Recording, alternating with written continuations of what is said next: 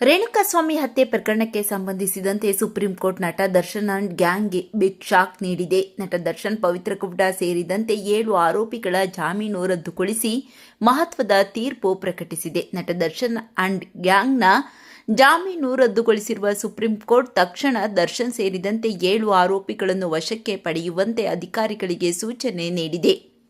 ಈ ಹಿನ್ನೆಲೆಯಲ್ಲಿ ನಟ ದರ್ಶನ್ ಅಂಡ್ ಗ್ಯಾಂಗ್ಗೆ ಮತ್ತೆ ಜೈಲುವಾಸ ಫಿಕ್ಸ್ ಆಗಿದೆ. ಇತ್ತ ಕೋರ್ಟ್ ತೀರ್ಪು ಬರುತ್ತಿದ್ದಂತೆ ಅತ್ತ ದೇವಸ್ಥಾನಕ್ಕೆ ಹೋಗಿದ್ದ ಪವಿತ್ರ ಗೌಡ ಕಣ್ಣೀರಿಡುತ್ತಾ ಮನೆಗೆ ವಾಪಸ್ ಆಗಿದ್ದಾರೆ. ಇತ್ತ ದರ್ಶನ್ ಅವರು ಶೂಟಿಂಗ್ನಲ್ಲಿದ್ದಾರೆ ಅಂತ ಹೇಳುತ್ತಿದ್ದು, ಪೊಲೀಸರು ದರ್ಶನ್ ಅವರನ್ನು ಅರೆಸ್ಟ್ ಮಾಡಲು ಹುಡುಕುತ್ತಿದ್ದಾರೆ.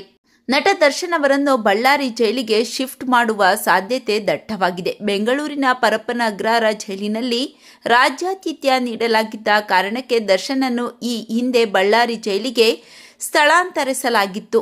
ಆ ಬಳಿಕ ಬೆನ್ನು ನೋವು ಕಾರಣ ನೀಡಿ ಚಿಕಿತ್ಸೆ ನೆಪ ಹೇಳಿ ಜಾಮೀನು ಪಡೆದು ಬಿಡುಗಡೆಯಾಗಿದ್ದರು. ಇದೀಗ ಸುಪ್ರೀಂ ಕೋರ್ಟ್ ಜಾಮೀನು ರದ್ದುಗೊಳಿಸಿರುವ ಹಿನ್ನೆಲೆಯಲ್ಲಿ ದರ್ಶನ್ ಅವರನ್ನು ಮತ್ತೆ ಬಳ್ಳಾರಿ ಜೈಲಿಗೆ ಶಿಫ್ಟ್ ಮಾಡುವ ಸಾಧ್ಯತೆ ಇದೆ.